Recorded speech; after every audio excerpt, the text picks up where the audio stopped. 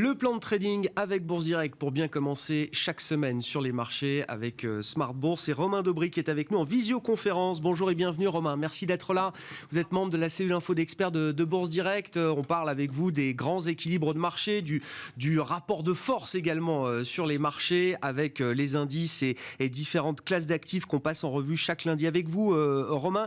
Justement, que dire peut-être de l'état des lieux des forces en présence au démarrage d'une semaine intense sur le plan des publications d'entreprises, sur le plan de la macroéconomie également, il y en aura pour tout le monde. Et à l'issue d'une semaine qui a été un peu sportive, c'est ce que je disais en introduction, il y a eu ce trou d'air lundi dernier qui a été très très vite comblé par les indices. Quels enseignements peut-être retirés de cette semaine et que dire des forces en présence en ce début de semaine ? Bonjour Grégoire. Bien, il y a un mouvement qui est à l'image de ce qu'on a connu précédemment, des trous d'air qui sont effectivement rapidement mis à profit par des acheteurs. On remarque qu'on est quand même allé un petit peu plus bas que les fois précédentes, ça a été un petit peu plus brutal. Et surtout en termes techniques, pour aller à l'essentiel, ce qui est important, c'est qu'on est remonté avec pas d'intérêt, pas de soutien. On le voit avec des volumes qui ont été tous les jours largement inférieurs à 3 milliards.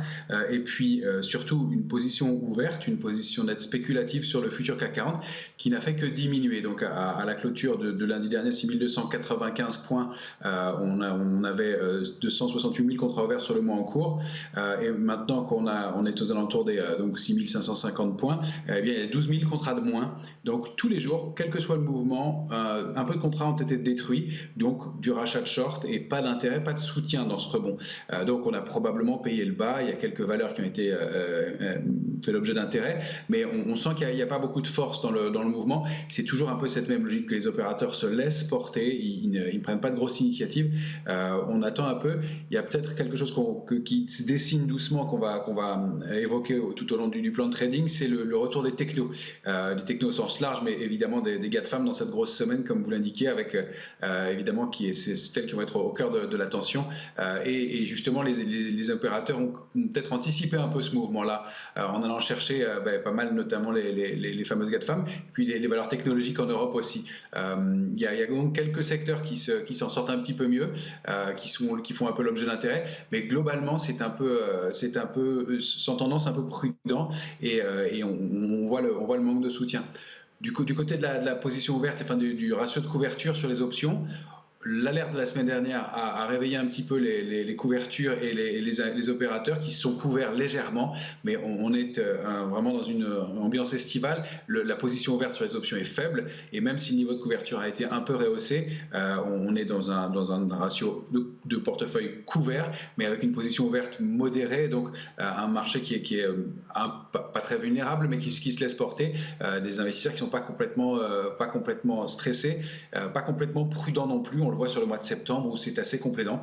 On a des niveaux de volatilité qui restent quand même assez importants en revanche, avec 14 sur le CAC, un peu plus de 17 sur le S&P.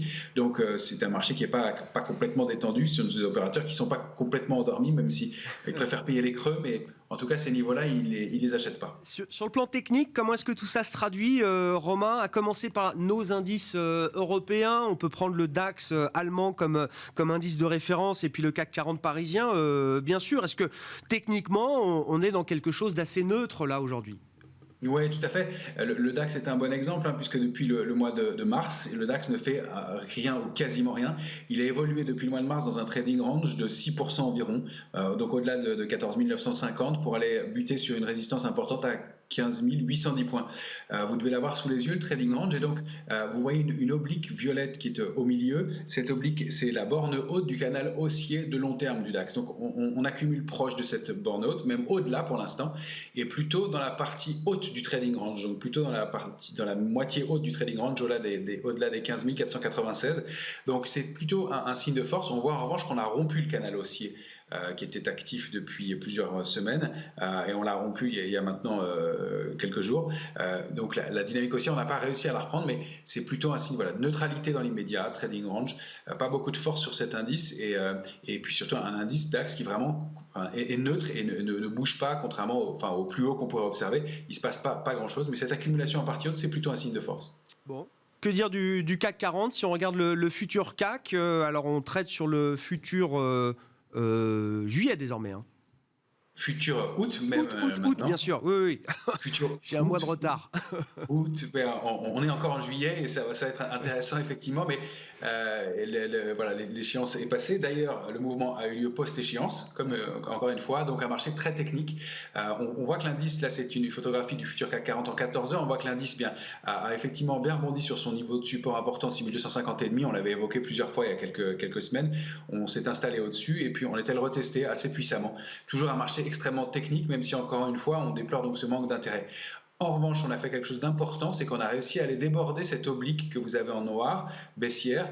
On est allé la déborder assez puissamment et on s'est appuyé précisément dessus ce matin pour former un petit rebond à nouveau au-dessus de 6510. Cette oblique, on avait buté dessus depuis la mi-juin, au moins 4 fois, au moins 3 fois de façon majeure et puis beaucoup plus si on regarde en détail. Donc elle était bien observée. D'aller se réinstaller au-dessus, même si on manque de dynamique, c'est plutôt bon signe, même si encore une fois le volume n'est pas là pour étoffer. Donc pour l'instant, c'est plutôt un trading range 6346, 6583,5 sur le futur. Si on arrive à déborder 6583,5, on peut aller rechercher les tops annuels aux alentours des 6652 et pourquoi pas des extensions que vous avez sous les yeux, 6719, 6822 et puis évidemment on pense au plus haut historique du CAC 40 dans ce cas-là. Pour l'instant, on n'a pas le momentum, la dynamique pour le faire. Peut-être que c'est du côté effectivement des résultats d'entreprise qui vont être nombreux qu'on va pouvoir aller chercher ça. De la même façon, vous voyez cette oblique violette en dessous, au-dessus de laquelle on a réussi à se réinstaller. Donc pour l'instant, c'est plutôt positif, mais on n'arrive pas à en décoller, on n'arrive pas à s'en extraire. Bon, après une vingtaine de pourcents de hausse depuis le 1er janvier, c'est pas ridicule non plus. C'est plutôt un marché sain, plutôt un marché qui se comporte de façon cohérente, un marché estival. Bon, effectivement, je vous rappelle qu'on a 30 composantes du CAC 40, une trentaine de sociétés du CAC qui vont publier leurs résultats, leurs chiffres d'activité au cours de cette semaine. L'activité du deuxième trimestre a commencé par LVMH et Michelin ce soir. LVMH, évidemment, le poids lourd de la côte parisienne. Vous le disiez, Romain, effectivement, ces dernières semaines montrent un retour de la surperformance des secteurs technologiques et c'est donc un soutien très important pour les marchés américains qui sont largement pondérés en grande valeur technologique. Que dire des indicateurs techniques si on regarde le Dow Jones, le S&P 500, le Nasdaq? Est-ce que ces trois grands indices américains envoient à peu près les mêmes signaux et les mêmes messages? Oui, manifestement. Effectivement, on a sur le Dow Jones, par exemple, là sur des graphiques en journalier, sur le Dow Jones, des structures de consolidation longues aussi, qui datent de mai maintenant, sur un indice qui n'avait pas fait grand-chose, et puis des signaux de reprise en force avec du volume, des gaps haussiers, donc des gaps probablement de rupture, et peut-être une structure sur le Dow Jones qui est un peu différente des autres, une structure d'épaule, tête-épaule de continuation. On voit ces deux épaules, et puis la grande mèche basse au milieu, au-delà de 33 220, avec donc un potentiel intéressant d'accélération haussière qui n'est pas gigantesque, mais pour aller chercher au-delà des 35 360, une extension vers 36 790. Ce n'est pas l'indice le plus fort, mais c'était pour montrer la relative harmonie possible, puisque ce n'est pas encore avéré, mais sur les indices US. Alors si on se penche sur le Dow Jones, lui aussi ce sont des signaux sur le S&P, pardon, lui aussi sur des signaux d'harmonie. Là c'est un graphique en hebdomadaire. On voit ce franc rebond au-delà de 4232 qui était un niveau de résistance important et sur la borne basse du canal haussier de moyen terme, donc toujours un marché très technique, propre et qui donc ouvre la voie à une poursuite haussière avec un mouvement, un potentiel de hausse qui est intéressant et donc des cibles situées aux alentours de 4504 dans un premier temps, 4656 pour être une cible raisonnable dans les séances qui viennent et au cours de cette semaine si on arrive à trouver des relais. On remonte en revanche dans ce marché-là un peu sur tous les indices, le niveau d'alerte, on en profite puisqu'on a consolidé, rebondi, accéléré, donc on en profite pour remonter le niveau d'alerte. Sur le court terme, je l'ai placé entre 4169 et 4232 justement sur le S&P pour avoir des niveaux d'alerte proches et avoir un ratio risque-rendement qui soit intéressant. Et puis le Nasdaq qui est à nouveau à la fête, Romain. Que peut-on dire du Nasdaq ? Et vous avez choisi de vous focaliser également sur deux grandes stars de la tech américaine, Amazon et Apple. Apple qui publiera ses résultats demain soir après la clôture des marchés américains. Amazon, ce sera jeudi soir, si je ne dis pas de bêtises. Et une situation très intéressante puisque ces deux valeurs, Apple et Amazon, sont en train de sortir d'un schéma de consolidation qui durait depuis un an. Exactement. Donc c'est important. C'est pour ça qu'en regardant d'abord le Nasdaq, on voit cette structure d'élargissement qu'on n'aime pas tellement habituellement. Sauf que compte tenu de la lecture individuelle des valeurs, on peut exclure le danger dans l'immédiat.